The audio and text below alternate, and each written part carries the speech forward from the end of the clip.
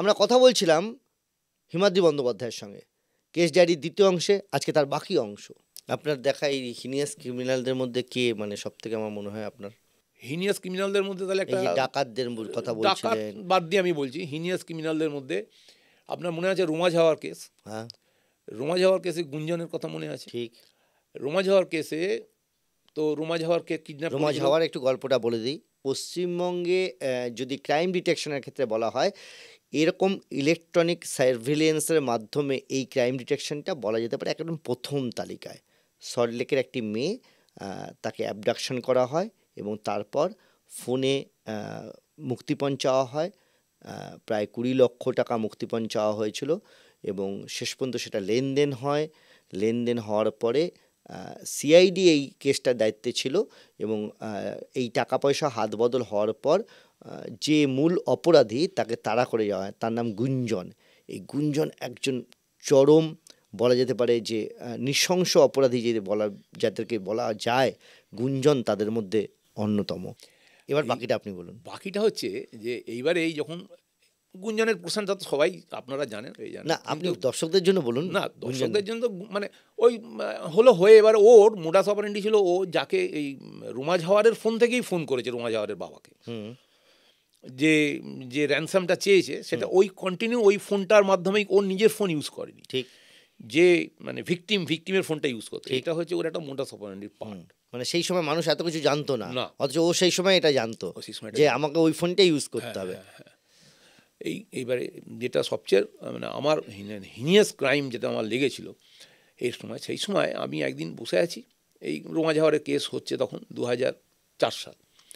সেই সময় একজন ভদ্রলোক এলেন, তো সেই সময় আমার কাছে এসে বললো যে স্যার এরকম আমার ছেলে এরকম মারা গেছে, এরকম কিডন্যাপ হয়েছিল, হয়ে এরকম 10 লক্ষ টাকা আমি দিয়েছি, তো এই কেসটা যদি একটু নেন, এটা আমরা দমদম থানায় হয়েছিল বোধহয়, মিঠুন কোলের কেস, তো যদি একটু আপনারা নেন তাহলে আমার এই একটাই ছেলে ইঞ্জিনিয়ার, আর ভদ্রলোক ব্যবসায়ী, মিষ্টান্ন ব্যবসায়ী, মানে খুব বড় পরিচিত দোকান দমদমে। তো আমার কাঁদছিল ভদ্রলোক, তো আমার খুব খারাপ লাগলো। তা আমি গিয়ে সাহেবকে বললাম, ডিআইজি সাহেবকে, যে স্যার এরকম একটা আছে। তো উনি তো খুবই মানে কাইন্ড হার্টেড ম্যান, বললেন হ্যাঁ ঠিক আছে, তাহলে পারবে তুমি? হ্যাঁ স্যার দেখি একটু চেষ্টা করে যদি পারি বলে তখন আমরা কেসটা রিওপেন করলাম। রশিদবাবু ছিলেন। রশিদবাবু তো আইও ছিলেন। হ্যাঁ। তারপরে কেসটা রিওপেন হলো, কিন্তু পুরোটাই টেকনোলজিক্যালি আমি ওটাকে স্টাডি করে ওটাকে আমি করেছিলাম। এইবারে যেটা জানা গেল সেটা হলো যে ওই সময়তেও ওই মিঠুন কোলের বাবার কাছ থেকে যেটা জানলাম, মিঠুন কোলের ফোন থেকেই ফোনটা এসেছিল। অ্যাবডাকশনের পর র্যানসাম চেয়ে মুক্তিপণ চেয়েছিল 10 লাখ টাকা। আর প্লেস অফ অকারেন্সটাও হচ্ছে ঠিক যেখানে আমাদের থেকে টাকাটা নিয়ে রোমা ঝাওয়ারকে ওরা ছেড়ে দিয়েছিল, ওই মানিকতলা ইএসআই এর আশপাশ বেলেঘাটা ওই অঞ্চলটা, ওদেরও ঠিক ওই জায়গাতে টাকাটা নিয়েছিল। তো এইবারে তখন তো গুঞ্জন অলরেডি ধরা পড়ে গেছে। আর ওর বাবা বলল যে একটি মেয়ে আমার ছেলেকে ডেকে নিয়ে গিয়েছিল। এটা 2003 সালের সেপ্টেম্বর অক্টোবর মাসের কথা হবে আর কি। মানে মোডাস অপারেন্ডিটা অনেকটা মনে হচ্ছে অনেকটা এক। একটি মেয়ে এরকম ফোন করে ডেকে নিয়ে গিয়েছিল, ও চলে গিয়েছিল। তারপরে এরকম তার বেশ কিছুদিন পরে আমরা এরকম 3-4 দিন বাদে আমরা বডিটা পেয়েছিলাম এনআরএস হসপিটালের ভেতরে অচৈতন্য অবস্থায় পড়েছিল। তো আমি তখন ওই গুঞ্জনের মানে আমার সন্দেহ হলো যে তাহলে এটা ওই করে থাকলেও থাকতে পারে, কিন্তু সেটা তো প্রুভ করতে হবে। ইট ওয়াজ টু টাফ। সেই সময় তো অত কিছু যেহেতু আর পুরনো হয়ে গেছে, অনেক পুরনো হয়ে গেছে, 1.5-2 বছর আগের ঘটনা। তো গুঞ্জনের যে মোবাইলটা আমরা পেয়েছিলাম অরিজিনাল, সেই সময় গুঞ্জনের মোবাইলের সিডিআর নেওয়া হলো, আর মিঠুন কোলের মোবাইলেরও সিডিআর নেওয়া হলো। ঠিক ওই যে টাইমটায় কথাবার্তা হচ্ছে ওর বাবার সাথে, ওর ফোন থেকে ফোন করছে গুঞ্জন, গুঞ্জন। সেই সময় খুব অদ্ভুতভাবে দেখলাম যে এই মিঠুন কোলের মোবাইল যে স্থানে গেছে, মানে টাওয়ার লোকেশন ধরে তার 1 ঘন্টা আগে বা পরে গুঞ্জনের মোবাইলেরও টাওয়ার লোকেশন ওই জায়গাগুলোতে ছিল। আচ্ছা, মানে ও বুদ্ধিমত্তার সঙ্গে মিঠুন কোলের ফোন ব্যবহার করে ওর বাবার কাছ থেকে র্যানসাম চেয়েছে, কিন্তু নিজের ফোনটাকে অফ করেনি। না, অফ করেনি। ওইটাই তো, কিছু তো ছেড়ে যাবে আমাদের জন্য, বলুন না, তাহলে তো আমরা কী করে পাবো। তো এইটা করে গেল, এবং এইটা মানে আমার তো, আমি তখন মানে বিরাট মানে একটা আমার হলো যে এটা তাহলে ডিটেকশন একদম এই করেছে। তো যাই হোক, তারপরে তো সেই এবারে তো যতক্ষণ না তখন, এবারে ওই ফোনটা যে একটা মেয়ে করেছিল, সেই মেয়েটা তখন আমরা জানলাম যে গুঞ্জনের স্ত্রী হচ্ছে রুমেলা। রুমেলা হচ্ছে গুঞ্জনের মানে গার্লফ্রেন্ড বা স্ত্রী যাই বলুন না কেন। তো যাই হোক, সেই রুমেলাকেও তখন এই মিঠুন কোলের সময় রুমেলাকে আমরা সন্দেহ করলাম যে তাহলে ওই রুমেলাকে ইউজ করেছে।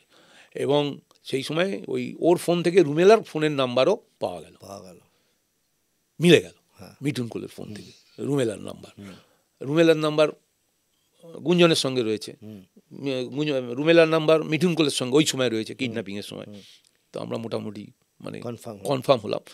ওটা সল্টলেকের একটা রেস্টুরেন্টের সামনে স্টেডিয়ামের পাশে ওকে ডেকে পাঠিয়ে তখন ওর সাথে একটা বন্ধুও গিয়েছিল মিঠুনের। বন্ধুটাকে বসিয়ে রেখে ও বললো আমি একটু কলেজের নোটস আনতে যাবো, তাহলে তুমি চলো। তার আগেও একদিন দেখা করেছিল, এটা সেকেন্ড ডে ছিল, এটা 10 তারিখ হবে মনে হয়, নভেম্বর মাসের 10 তারিখ বলে। এবারে ও তখন ওকে সঙ্গে নিয়ে, মিঠুনকে নিয়ে, আর ওই দেখবেন ওই স্টেডিয়ামের ভেতরে যে পাম্পের পরে যে মোড়টা আছে, যেখানে বাঁদিকে রাস্তাটা চলে যাচ্ছে এর দিকে, ওই জায়গাটা তখন অতটা তো ছিল না, সরোবরের ওখান দিয়ে, সরোবরের দিকটা দিয়ে। হ্যাঁ, না, স্টেডিয়ামের যেখানে হায়াত এখন হয়েছে, ওই পাশে যে রাস্তাটা, ওই রাস্তাটা দিয়ে ঢুকে গেলেই রেস্টুরেন্ট, তারপরে একটা মোড় আছে, ঠিক 4 মাথার মোড়, ঠিক আইএ ব্লকের দিকে। এবার বাঁদিকে আপনি যদি টার্ন নেন, ওই টার্ন নিয়েই ওইখানে ওরা একটা মারুতি গাড়ি নিয়ে রেখে দিয়েছিল, রেখে আর ওকে মিঠুন কোলকে তুলে নিয়েছিল ওর মধ্যে। রুমেলা উঠে গিয়েছিল, তারপরে রুমেলাকে নামিয়ে দিয়েছিল, ওর বাড়ি বেলেঘাটাতে চলে এসেছিল ট্যাক্সি করে, আর এরা ওকে নিয়ে ওই ঘোরেনি ও, তারপরে ওর মুখে লুকোপ্লাস দিয়ে আর মাথায় ওই গাড়ির মধ্যেই মেরেছিল, দিয়ে বোধহয় অজ্ঞান টাইপের হয়ে গেছিলো। তখন ওই এর বাড়িতে ওদেরই একজন প্রেসে কাজ করতো, নামটা ভুলে যাচ্ছি, অরবিন্দকে তো এই সময় মার্ডার করে দিল এই রুমেলার সময়তে, টাকার ভাগ নিয়ে অরবিন্দ প্রসাদকে। কিন্তু সেই সময় ওইখানে ওই বেলেঘাটার ওখানে একটা বাড়িতে ওকে রেখে দিয়েছিল অচৈতন্য অবস্থায়, রেখে দিয়ে এরা সারা রাত ঘুরেছিল। আচ্ছা, মিঠুন কোলের সময় যে টাকাটা নেবে ঘুরেছে এবং তার সঙ্গে র্যানসামটা চেয়ে গেছে। তারপর ওর বাবা এসে তখন তো ওর বাবা পুলিশে বলেও নি বা কিছু করেনি, পরে সব জানাজানি হয়েছিল। তখন ওই র্যানসাম টাকাটা নিয়ে চলে গিয়েছিল, কিন্তু ছেলেকে আর ফেরত দেবে বলেছিল, ছেলেকে আর ফেরত দেয়নি। দিল না কেন মানে ওরা ততক্ষণে ছেলেটা অচৈতন্য এমন মেরে দিয়েছে, ও চেঁচামেচি করেছিল, হয়তো একটু ধস্তাধস্তি করেছিল, ও মাথায় মেরে ও গলাটাও তার দিয়ে পেঁচিয়ে দিয়েছিল ওইখানে, ফলে মরেই গিয়েছে। হ্যাঁ, প্রায় মরে যায়নি ও, কিন্তু তারপরেও ওই এনআরএসে যখন ওকে পাওয়া গিয়েছিল, এনআরএসে ময়লা ফেলার যে জায়গা ছিল সেখান থেকে বডিটা পাওয়া গিয়েছিল, মানে বডি বলবো না, তখন তো বেঁচেই ছিল। তারপরেও ওর বাবা বললো যে এরকম 1 মাসের মতো এরকম ম্যাড্রাস ব্যাঙ্গালোর সব নিয়ে গিয়েছিল ছেলেটাকে বাঁচা, দিল্লিতে নিয়ে গিয়েছিল, কিন্তু পরে ছেলেটা মারা গিয়েছিল। খুব প্যাথেটিক। তো এই টাকাটাও নিল, ছেলেটাকেও মেরে দিল। তো এইরকম বিশ্বজিৎ বলে একজনকে মেরেছিল গুঞ্জন। এইরকম হিনিয়াস ক্রিমিনাল আমি আমার লাইফে দেখিনি, এবং আমার এই কেসটা মানে ডিটেক্ট করার পরে আমার খুব মানে স্যাটিসফ্যাকশান হয়েছিল। আর একটা অপারেশন যেটা বিখ্যাত বলা হয় আপনার জীবনের, হুব্বা শ্যামল।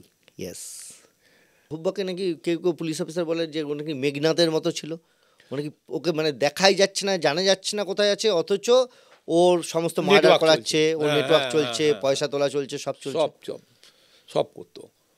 তো কতটা ভয়ঙ্কর ছিল ও? ভয়ঙ্কর, ওই সেই পৈতে কাট, হ্যাঁ, মানে কীরকম মেরে এরমভাবে আড়াআড়ি করে বডিটা হয়তো গুলি করেই মারলো, কিন্তু তারপর আবার এইভাবে পৈতে কাট, পৈতে যেরকম ব্রাহ্মণরা পড়েন না, ওইরকম মানে মানুষকে এইভাবে কেটে দেওয়া হতো। আর ওর অ্যাসোসিয়েটসরাও সেই সময় খুব বাজে ছিল, নেপু, চিকুয়া, এরা সব ছিল যারা। তো আমি একদিন বসে আছি সিআইডি ক্যান্টিনে, তো তখন আমার একজন অফিসার আমাকে এলেন, এসে আমাকে বললো যে রবীন্দ্রনাথদা হুব্বা শ্যামলকে ধরবে? হ্যাঁ, কেন ধরবো, নিশ্চয়ই ধরবো। তো তার মোবাইল নম্বরটা, মানে তখন তো মোবাইল নম্বর পাওয়া মানে যেন সেই তাকেই পেয়ে গেছি, এরকম একটা আমাদের উত্তেজনা ছিল।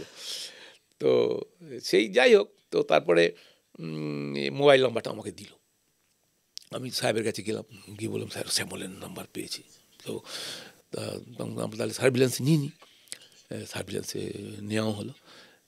খুব মাঝে মাঝে আমরা অ্যাক্টিভ হচ্ছে শুনতে পাচ্ছি, এবং শ্যামল তার ভাই বাচ্চুর সাথে, দাদার সাথে কথা বলছে, বাচ্চুর সাথে এটাও শোনা যাচ্ছে।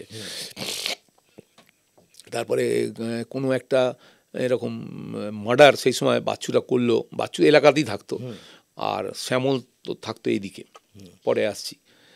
তো তারপরে সেই রাত্রেতে মার্ডার করছে সেইটাও ওই ডাইরেক্ট ওকে শোনাচ্ছে, মানে মোবাইল ফোনে শ্যামলকে শোনাচ্ছে বাচ্চু। হ্যাঁ, বাচ্চু যে মারছি, এরা এক আওয়াজ, সেই গুলির আওয়াজ। তারপর বললো আরও দুটো মার। এগুলো ইন্টারসেপশন আপনারা শুনতে পাচ্ছেন কিছু কিছু, হ্যাঁ, এরকম ধরনের। তখন তো মানে আরও রাগ জেদ চেপে গেল যে ওকে মানে যেভাবে ওকে ধরতে হবে। টাওয়ার লোকেশনগুলো, হ্যাঁ, টাওয়ার লোকেশন তখন এবার আস্তে আস্তে টাওয়ার লোকেশন কিছু সময় আসছে, আর অতগুলো তো অনেকগুলো ফোন ইউজ করতো। এইটা মাস্টার ফোন ছিল। তো এইবারে সেদিন তো সকাল থেকে সাহেব আমরা সব বেরিয়ে পড়লাম যে আজকে যেভাবে ট্র্যাক ডাউন করতে হবে। তারপরে আমরা দেখলাম যে ওর হচ্ছে ওই নিউ টাউন, তারপরে রাজারহাট, এইসব জায়গায় টাওয়ার আসছে পাচ্ছি, বেরিয়ে যাচ্ছে, আবার সেখানে যাচ্ছি, খোঁজাখুঁজি করছে। আচ্ছা, শ্যামল সম্বন্ধে কারুর সঠিক, আপনি যেটা বললেন যে কারুর কোনো ওর ছবি চেহারা সম্পর্কে মেঘনাথের মতো শুধু শোনা গিয়েছিল যে কোনো এক বিখ্যাত গায়কের মতন প্রচুর শোনা পড়ে, এবং ওই রকম একটু দেখতে পছন্দ করে, মোটা চেহারা, শর্ট হাইট। হ্যাঁ, তো এইটুকুই আমাদের কাছে আর কি ওর সম্বন্ধে ছিল। তো যাই হোক, তারপরে তো এবারে টাওয়ার ধরে ধরে আমরা খুঁজছি যাচ্ছি, পাচ্ছি না, করতে করতে তারপরে একটা ফোন এলো। সেই ফোনে টাওয়ারটা, সঙ্গে সঙ্গে আমরা টাওয়ারটা নিলাম। টাওয়ারটা দেখাচ্ছে, আমরা জিজ্ঞাসা করলাম, তখন ওইভাবে বলতো যে সল্টলেক সিটি সেন্টারের 200 মিটারের মধ্যে আছে। ঠিক হলো। আচ্ছা, এটা এক। দুই কি পাওয়া গেল না, যখন ওই ফোনটা এলো তখন ব্যাকগ্রাউন্ডে শ্যামলের ব্যাকগ্রাউন্ডে তখন একটা মানে গোলাগুলি, মানে একটা সিনেমা হলের মতো একটা সাউন্ড আসছে, যেখানে গুলি চলছে, ইকো সাউন্ড মিলিয়ে। তখন সাহেব বললেন যে একদম এটা শিওর, ও তাহলে ওইখানে কোনো আইনক্সে সিনেমা দেখছে। তখন আমরা চলে এলাম, এসে সিটি সেন্টারে। তারপরে এবারে সিনেমা হলের কাছে এসে দেখা গেলো যে একটাতে একটা বাচ্চাদের সিনেমা হচ্ছে, আর একটা হলে চলছে কলিযুগ। আচ্ছা, তো কলিযুগ সিনেমা চলছে, তার মানে ওখানে অ্যাকশনের আওয়াজ, আর শ্যামলের যে ক্যারেক্টার ও কলিযুগই দেখবে। হ্যাঁ, এই সবই কপাল। তো এই ডিটেকশনটাও তো ইম্পর্টেন্ট। হ্যাঁ, এটা এইগুলো করেছি বলি আজকে। তারপর কি হলো না, সাহেবদেরও প্রচুর, ওনারাই আমাদের সমস্ত গাইড করেছেন, বলেছেন। তারপরে আমরা এবারে হলে শো ভাঙবে যখন, তখন আমরা ওইখানে 7-8 জন দাঁড়িয়ে আছি, সাদা পোশাকে, চুপচাপ দাঁড়িয়ে উইথ আর্মস। দুটো টাটা সুমো গাড়ি আছে আমাদের তখন। এবারে ওমা, এই এক্সিস্টের দরজাটা যে খুললো, ওটা ওপর থেকে নেমে আসছে, বুঝলেন, মানে নিচে অব্দি আমার সিঁড়িটা দেখা যাচ্ছে, আপনি দূর থেকে দেখতে পাচ্ছি যে ওরকম একটা টুপি পরা, ওরকম একটু মোটা সোটা লোক, সোনা কিন্তু খুব একটা পড়েছিল না, আর সঙ্গে একটি মেয়ে, সেও খুব সেজে গুজে আছে। পরে জেনেছিলাম যে ওটা হচ্ছে ওর দ্বিতীয় স্ত্রী। তো এবার নেমে এসে এগিয়ে যাচ্ছে। আমি তখন আমি কিরকম সন্দেহ হলো, আমি না ভাবলাম যে চিনতেও পারছি না, কিন্তু এটাই যেন আমার মনে হচ্ছে। তো আমি একবার, ও যখন এগিয়ে গেছে, আমি পেছনটাই ছিলাম, তখন একবার ও শ্যামলদা বলে একবার ডেকে দেখি। তো আমি তখন ওই ইনস্ট্যান্টলি আমায় এটা মাথায় এলো, তখন ও শ্যামলদা, হ্যাঁ বলে একটা ডাক দিতে ও দাঁড়িয়ে গেল। আচ্ছা, দাঁড়িয়ে গিয়েই ও ভাবতে পারেনি মানে যে ওকে এখানে পুলিশ শ্যামলদা বলে ডাকছে, ওকে আদর করার জন্যে। তো ও পেছিয়ে এলো, ভদ্রমহিলা হয়ে গেল, আমরা সাথে এগিয়ে গেছি। গিয়ে আমি বলছি, আপনাকে তো ঠিক চিনতে পারছি না। আমি বললাম, তুমি শ্যামলদা, আমায় চিনতে পারছেন না? তুমি শ্যামলদা তো? বলছে, হ্যাঁ আমি শ্যামলদা। তো এই যেই শ্যামলদা বলে কনফার্ম করেছে, দেখুন ওরম চেহারার মিল, সিনেমা হলের আওয়াজ, শ্যামলদা বলে নিজেকে স্বীকার করে নেওয়া, আর কি থাকতে পারে এরপরে। সাহেবরা সবাই মিলে তখন ওকে ধরে নেওয়া হলো, ধরে নিয়ে মানে রাজীব কুমার নিজেও ছিলেন? সাহেব, হ্যাঁ, আরে বাবা উনি তো আমার ভগবান। তারপরে সেই রাত্রেই এই হলো শ্যামল ধরার ইতিহাস। তারপরে তো কনভিকশন হয়েছে, অনেক কিছু হয়েছে। ওই রাত্রে ওর ভাইকেও ধরা হয়েছিল, বাচ্চুকে ওই রাত্রে। প্রচুর আর্মস অ্যামুনেশন রিকভারি হয়েছিল। পুরো প্রায় 15-16 জন, 7-8 জন ছেলেকে পাওয়া গিয়েছিল। প্রচুর ওই বোম, তারপরে আর্মস অ্যামুনেশন, এই সমস্ত। এই যে শ্যামল বলে ডেকে তারপর আপনারা ঘিরে নিলেন, তুললেন গাড়িতে, সেই সময় পালানোর কোনো চেষ্টা করেন না? তখন তো আমরা 7-8 জন মিলে ঘিরে নিচ্ছি। তখন যেটা হয়েছিল সেটা হচ্ছে যে ওখানে একটা আতঙ্কের সৃষ্টি, না কিচ্ছু ছিল না। আচ্ছা, কিছু না, ও ওইসব নিয়ে ঘুরতোই না। আচ্ছা, কারণ ও জানতো যে ও ধরা সময় বাইরে, ওই মেঘনাথ টাইপেরই মানসিকতা হয়ে গেছিল। বিরাট সাকসেসের গল্প। হ্যাঁ, এটা সাকসেস বললে সাকসেস। তারপরে হুব্বার কি হলো? হুব্বা শ্যামলের কি হলো? হুব্বা তো তারপরে জেল থেকে ছাড়া পেয়ে তারপরে ওকে নেপুদের টিমই মার্ডার করে দিয়েছিল। আচ্ছা, আরেকটা জিনিস বলি আপনাকে, সেটা হচ্ছে দমদম জেল ব্রেক হয়েছিল, সেই কেসটাও তো। দমদম জেল ব্রেক যেটা হয়েছিল, হ্যাঁ সেটা মনে আছে। সেটা হচ্ছে যে আপনার মহালয়ার দিন বাড়িতে বসেছি ছেলেপুলে নিয়ে খাবো, সেই সময় তখন এইটা প্রথমে সিআইডি জয়েন করা 2004-এ দমদম জেল ব্রেক হয়েছিল। তো সেই সময় তখন আমরা ওই খবর পেলাম, সোহাই সাহেব ফোন করলেন, উনি তখন SS1, যে यार जल्दी चले आओ, ও দমদম জেল সে 5 আদমি ভাগ গিয়া। তো আমরা তখন পড়িমড়ি করে দৌড়লাম, অফিসে চলে গেলাম। অফিস থেকে সব ফুল টিম তখন চলে গেলাম দমদম জেলে।